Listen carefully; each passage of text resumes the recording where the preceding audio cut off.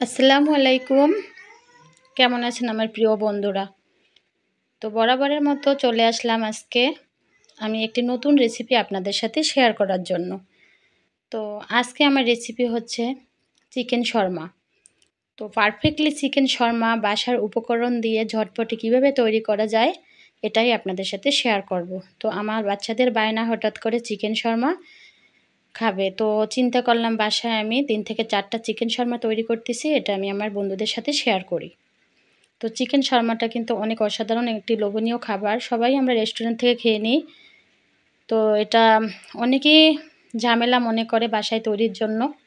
তো আজকে এজন্য আমি বাসায় তৈরি করব যে কতটা লোভনীয়ভাবে চিকেন শর্মা তৈরি করা যায়। তো বেশি আমি আজকে বানাবো না। তো ১ কাপ পরিমাণ আমি ময়দা নিলাম। আর এই ময়দাটা ভালোভাবে খামি করার জন্য আমি ১ চামচ প্রথমে চিনি দিলাম, স্বাদমতো লবণ দিয়ে দিলাম আর ১ চামচ ইস্ট দিয়ে দিলাম। বেশি আপনি আপনার ময়দা অনুযায়ী ইস্ট দিয়ে দিবেন, যেহেতু ইস্টটিতে একটা স্মেল আছে। বেশি পরিমাণ ইস্ট দিলে কিন্তু গন্ধ আসে, খাওয়ার জন্য পারফেক্টলি হয় না।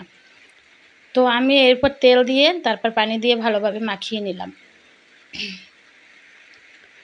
তো আপনি আস্তে আস্তে করে ভালোভাবে একবারে পানি দিবেন না, আর পানিটা হবে হালকা উষ্ণ, যাতে আপনার আঙ্গুল দিয়ে আপনি অনেকক্ষণ পর্যন্ত থাকতে পারেন, সেরকমই পানি দিতে হবে ময়দার মধ্যে। তো দেখেন আমি সুন্দরভাবে খামিটা তৈরি করে নিলাম। এখন উপর থেকে তেল দিয়ে আমি খামিটা ভালোভাবে ৩০ মিনিটের জন্য ঢেকে রাখবো। তো এখন আমি যেহেতু চিকেন শর্মা, চিকেনটা এখন ভালোভাবে আমি মাখিয়ে নিব।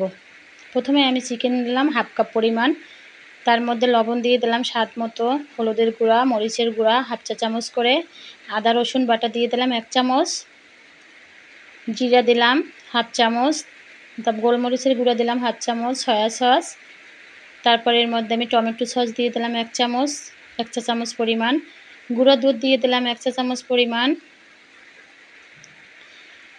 আর কেওড়া জল দিয়ে দিলাম 1 চা চামচ পরিমাণ, দিয়ে ভালোভাবে এটা মাখিয়ে নিলাম। কেওড়া জল না, ভিনেগার দিয়ে দিলাম 1 চা চামচ পরিমাণ। তো এটা ভালোভাবে আমি মাখিয়ে নিলাম। মাখিয়ে চামচ দিয়ে দেখেন এটা আমি ১০ মিনিটের মতো রেখে দিব। যেহেতু আমার হাতে সময় ছিল না, অল্প সময়ের মধ্যে আমি এটা ভেজে নিব।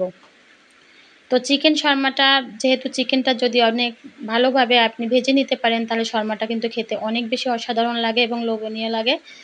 তো আমি এটা কিন্তু ভালোভাবে ছোট, ছোট টুকরো করে চিকেন শর্মাটা আমি ভেজে নেব, এবং এই এই যে প্যানের মধ্যে থেকেই আমি এটা ভালোভাবে সফট করে নিব।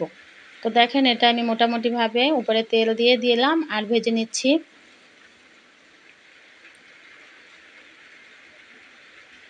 ভাজতে, ভাজতে আপনি কিন্তু কালারটাও সুন্দর আসবে, এবং অনেক বেশি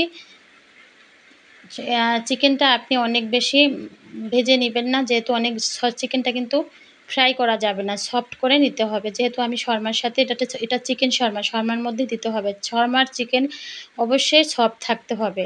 আপনার ভাজার সময় সাবধানে ভাজতে হবে যে এটা ক্রিসপি করা যাবে না বা ফ্রাই করা যাবে না।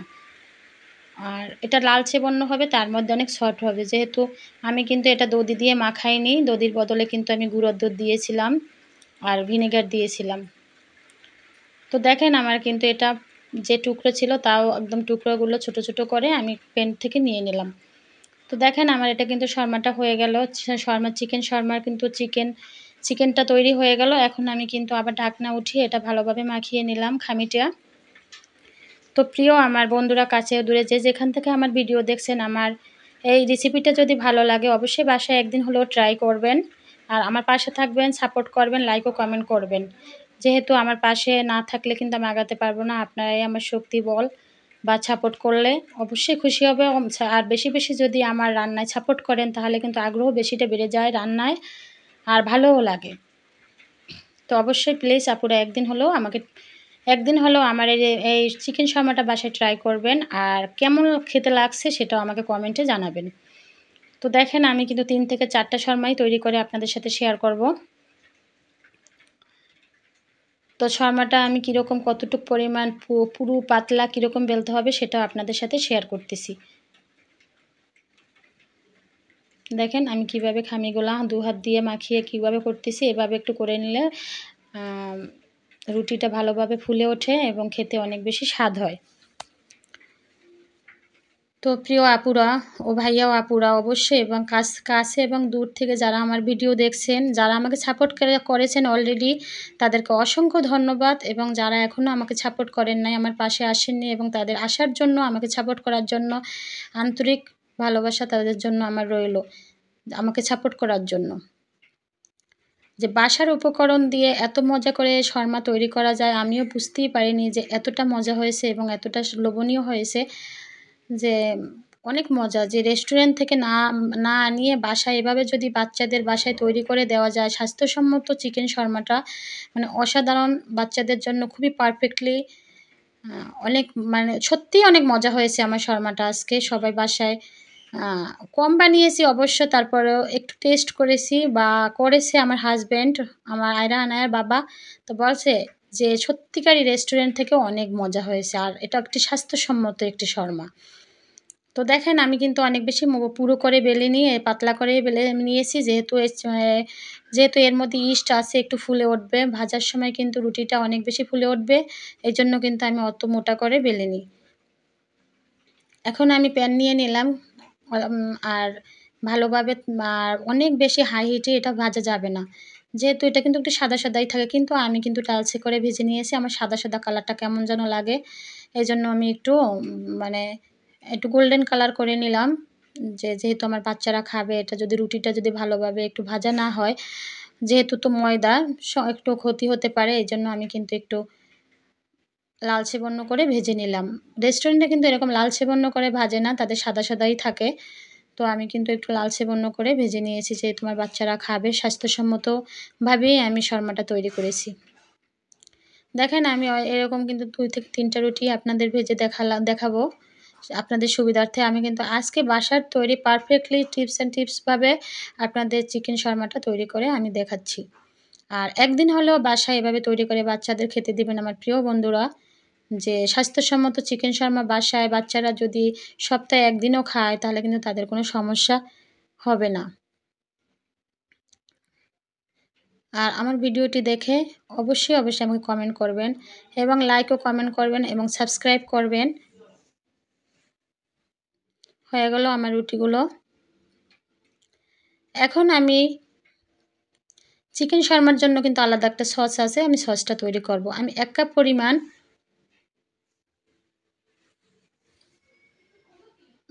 1 কাপ পরিমাণ মেয়োনিজ দিয়ে দিলাম আর 1 কাপ পরিমাণ দই দিয়ে দিলাম, টক দই দিয়ে দিলাম। এর মধ্যে সরিষা বাটা দিয়ে দিলাম 1/2 চা চামচ, চিনি দিয়ে দিলাম 1 চামচ পরিমাণ, যেহেতু আর গোলমরিচের গুঁড়ো দিয়ে দিলাম 1 চামচ পরিমাণ।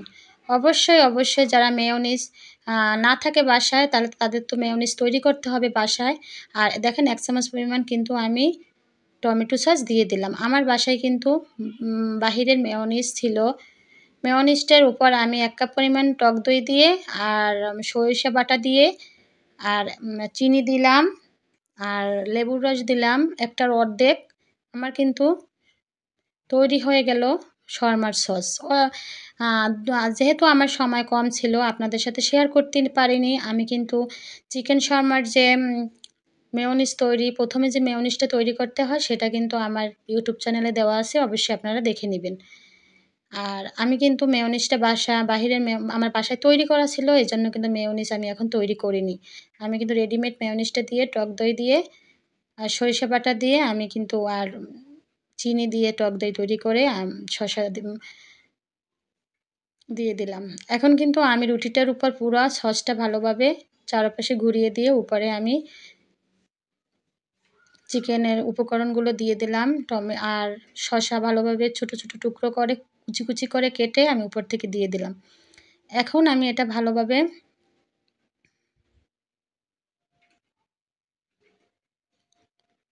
দেখেন আমি হালকা আলতোভাবে আমি ভালোভাবে একদম রোলের মতো করে রোলের সাইজ করে নিলাম।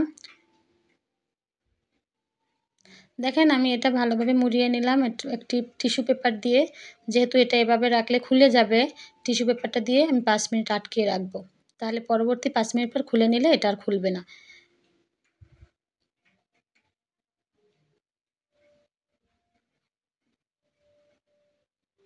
দেখেন আরেকটা আমি ভালোভাবে আপনাদের সুবিধার্থে আমি সসটা ভালোভাবে মাখিয়ে নিলাম আর চিকেনগুলো দিয়ে দিলাম আর উপরে অনেক, অনেক সহজ এবং খুবই অল্প সময়ের মধ্যে বাসায় আপনি এভাবে শর্মা তৈরি করে আপনার বাচ্চাদের খেতে দিতে পারেন। এতটা সহজভাবে তৈরি করা যায়, যা মানে চিন্তাও করা যায় না যে চিকেন শর্মা এতটা রাজকীয় খাবার, এতটা লোভনীয় খাবার বাসায় এত তাড়াতাড়ি ঘরের উপকরণ দিয়ে তৈরি করা যায়, এটা মানে চিন্তারও বাইরে। যে আমি কেন রেস্টুরেন্টের খাবার চিকেন শর্মা খেতে যাবো কিনে, বাচ্চাদের খাওয়াবো। আমি বাসায় তৈরি করে খাওয়াই, কি সমস্যা? তো আমি দেখেন বাসায় কিভাবে বাচ্চাদের তৈরি করে দিলাম, এটাই আপনাদের সাথে আজকে শেয়ার করলাম। অবশ্যই, অবশ্যই প্রিয় আপুরা আমার পাশে থাকবেন, লাইক ও কমেন্ট করবেন এবং অবশ্যই একদিন হলেও বাসায় ট্রাই করবেন।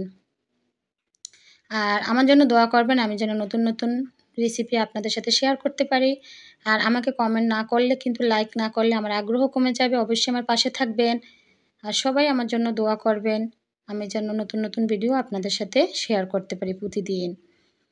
তো সবাই ভালো থাকবেন। শুভকামনায়। আল্লাহ হাফেজ।